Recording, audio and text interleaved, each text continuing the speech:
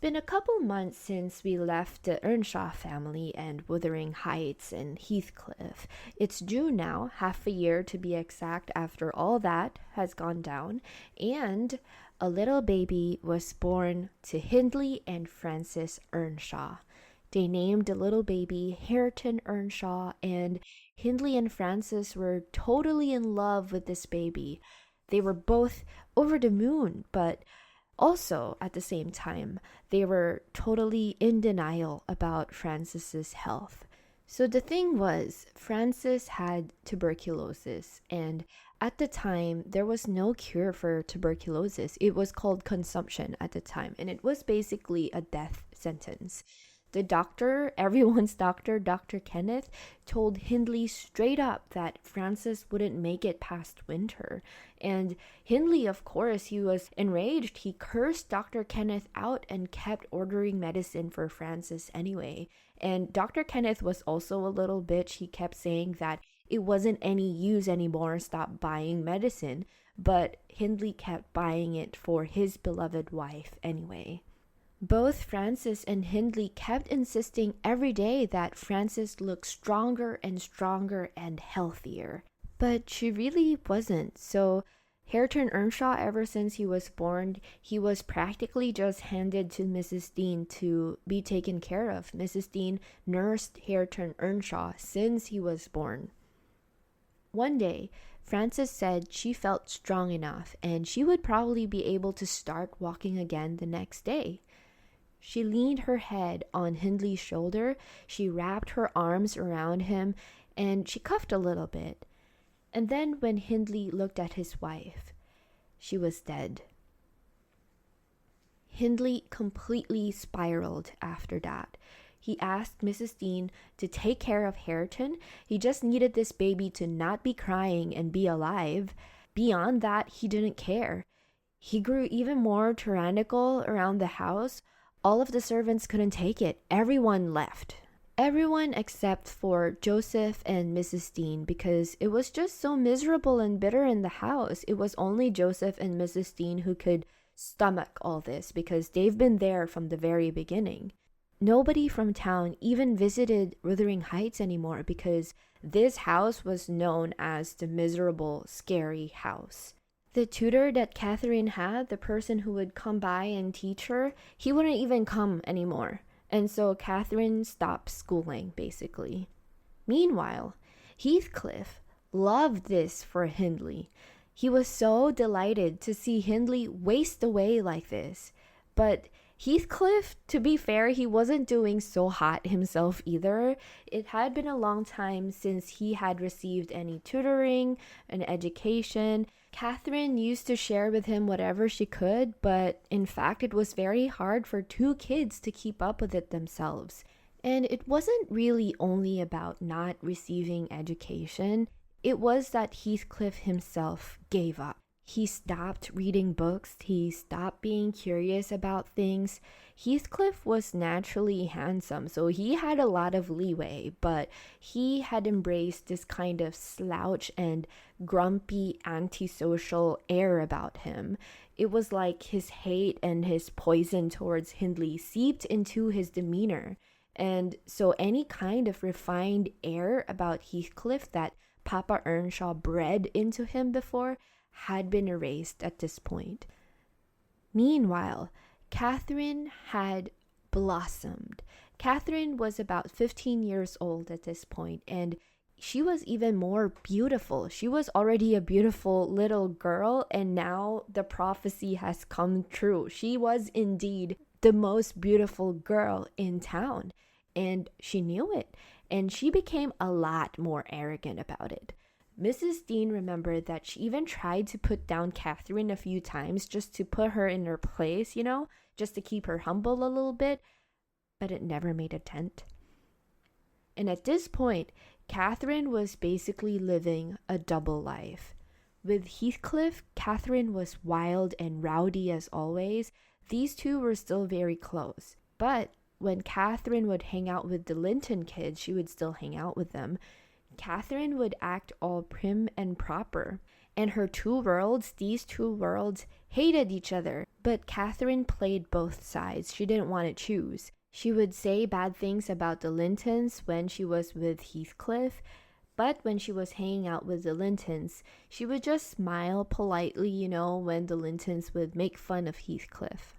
One day, Hindley and Joseph were out the whole day, and Heathcliff thought it would be a good chance to have a little holiday for himself, and he would skip work. He went to find Catherine so they could hang out together for the day. But Catherine, when Heathcliff found her, she was getting dressed up. So Heathcliff was like, "You have plans today?" Catherine was trying to shoo Heathcliff away. She had plans. She hinted that the Lintons might come, but it's raining, so she wasn't sure. She was kind of hinting at it without trying to tell Heathcliff straight up that she wanted to hang out with the Lintons because she was sure that would hurt Heathcliff. The truth was, Catherine knew that Edgar Linton was for sure coming. She somehow informed him that she was going to be alone in the house that day in case he wanted to visit. So she knew for sure that Edgar was galloping on that horse to Wuthering Heights, rain or shine. But Heathcliff didn't know any of this, so he was persuading Catherine to just stop waiting around for the Lintons and hang out with him. And Heathcliff even showed her a calendar. He said, "Look at this calendar. The crosses are for the days that you have spent with the Lintons, and the dots are those that you spent with me. See, I marked each day. There are barely any dots in here." This in itself was a breakthrough for Heathcliff, honestly. For someone so closed off and proud, for him to show Catherine that he had not only been taking notice and taking notes, but to also show vulnerability and show her that he cared, that was big for Heathcliff. And Catherine, I think she felt a little guilty too. I think she realized all of this, and maybe she felt a little cornered. But the thing is, her response was, "What is the point of all this? Are you trying to tell me that I should always be sitting with you? You don't even talk very much anymore. You know nothing and say nothing." Which is a little too much, okay? I have to say this escalated very, very quickly.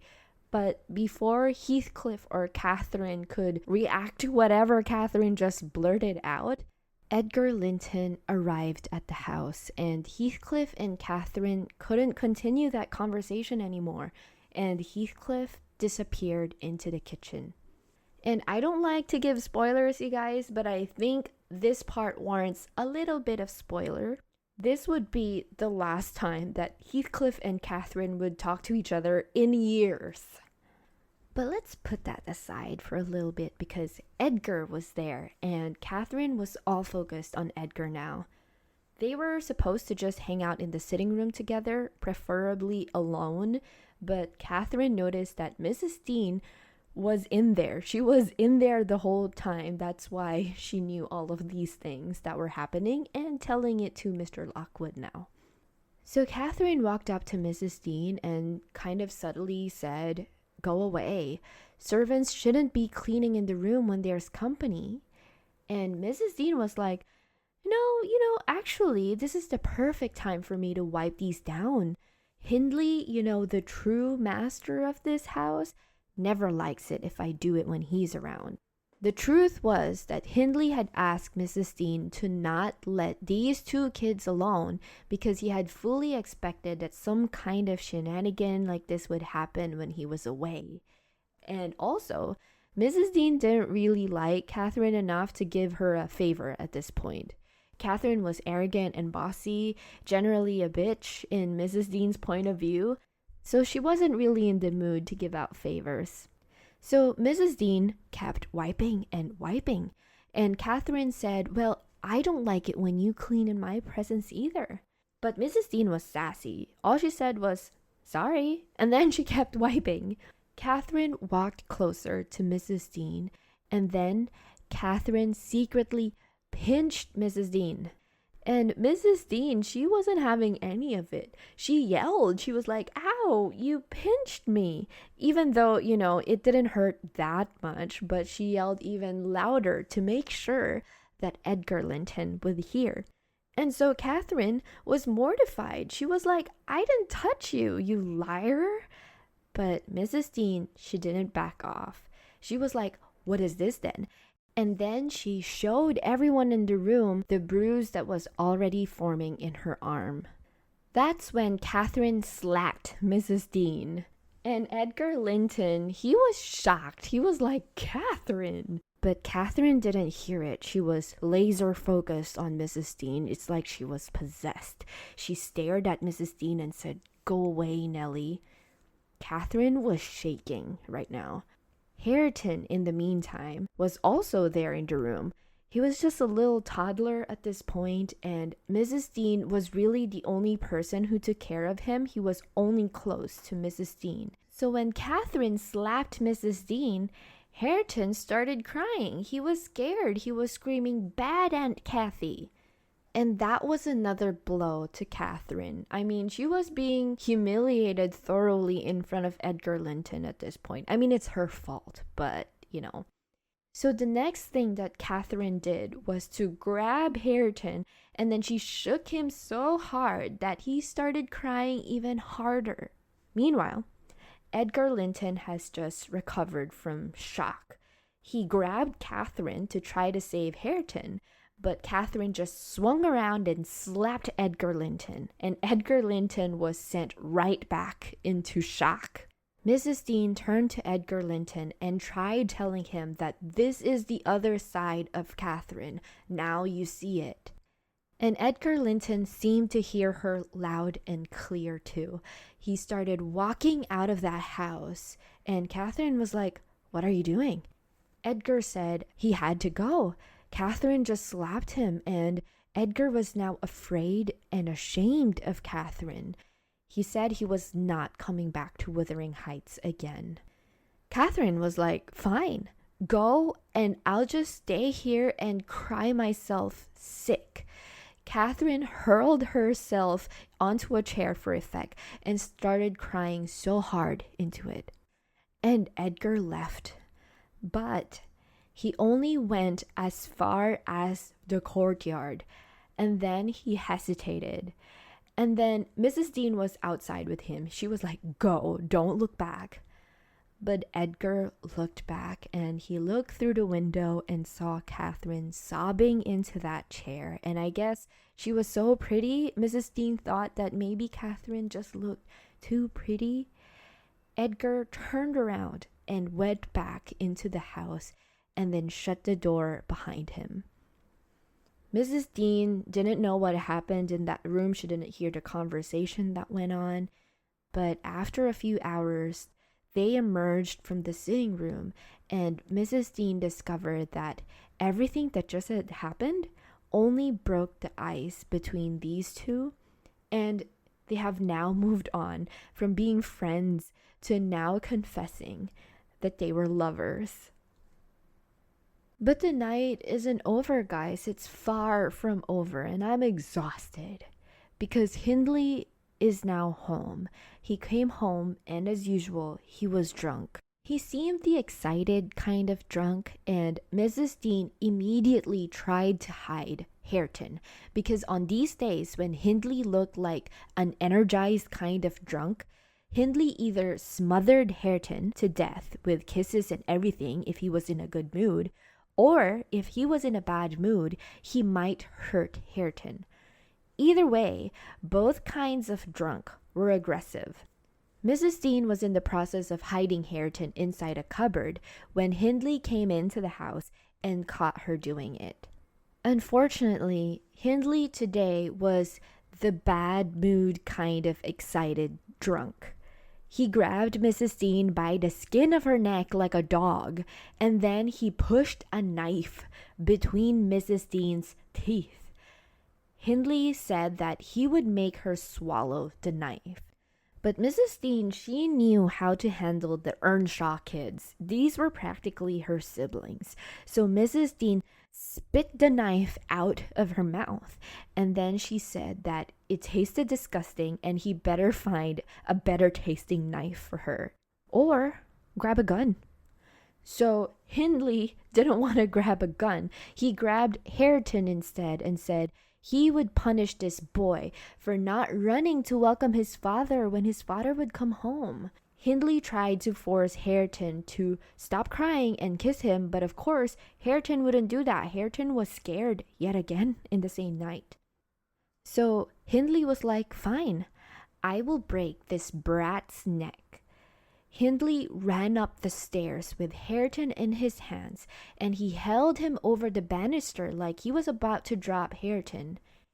I don't think that Hindley actually meant to drop him, but in any case, Hareton was squirming so hard in Hindley's hands, and Hindley was drunk, so he squirmed free of his dad's arms, and Hareton went pummeling down 2 stories. Both Hindley and Mrs. Dean weren't able to react fast enough. But Heathcliff did. Heathcliff happened to just enter the room at the exact moment, and purely by instinct, he scooped up Hareton from the air and settled him down on the floor. But don't think that Heathcliff is some hero, okay? When Heathcliff looked up and realized that he had just saved Hareton from his own father, Heathcliff was furious with himself. This would have been the ultimate punishment for Hindley. That would have been the revenge Heathcliff was looking for. Hindley just went off to drink some more, and Heathcliff, Mrs. Dean, and Hareton went back to the kitchen away from Hindley. So the 3 of them entered the kitchen, and Mrs. Dean thought that Heathcliff went out the back door to go to the barn or somewhere outside. Mrs. Dean didn't notice because she was focused on comforting Hareton by the fire. And that was when Catherine came in. Catherine asked Mrs. Dean if she was alone, and Mrs. Dean said yeah, because she didn't know that Heathcliff was in there the whole time. Catherine asked Mrs. Dean where Heathcliff was, and Mrs. Dean truthfully said that he was probably in the stable, he was probably outside somewhere. And to be fair, Heathcliff didn't say anything. He was in the kitchen, okay, and he didn't say anything. Catherine asked Mrs. Dean if she can share a secret, and Mrs. Dean didn't really like Catherine still, especially after what just happened that day, and Mrs. Dean didn't really want to hear a secret, honestly. But Catherine went ahead and told her anyway. So Catherine said that actually Edgar Linton has asked her to marry him, and she had already said yes.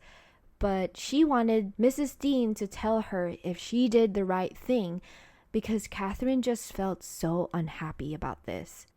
Mrs. Dean was like, well, you've already accepted him. Why are you still asking me about it? Why do you love Edgar anyway? Catherine said something along the lines of Edgar being young, cheerful, Edgar loved her, he's handsome, he's rich, and Edgar was a husband that Catherine would be proud to have. And Mrs. Dean said, those are all bad reasons to love someone. He may not be rich or handsome forever, and there are a lot of rich and handsome people out there anyway, so why Edgar? But Catherine was like, well, I don't know anybody else who's like Edgar. And also, I do not want your permission about whether I will marry him, because I will marry him. But I just need you to tell me about whether you think this is right. And Mrs. Dean couldn't get it. She was like, why? Why are you asking this? And Catherine, she points dramatically to her forehead and to her chest. She was like, here and here. And honestly, I thought Catherine was going to do the do I follow my head or do I follow my heart kind of thing. But Catherine said she already knew. Girl said she knew in her soul and in her heart that she was wrong.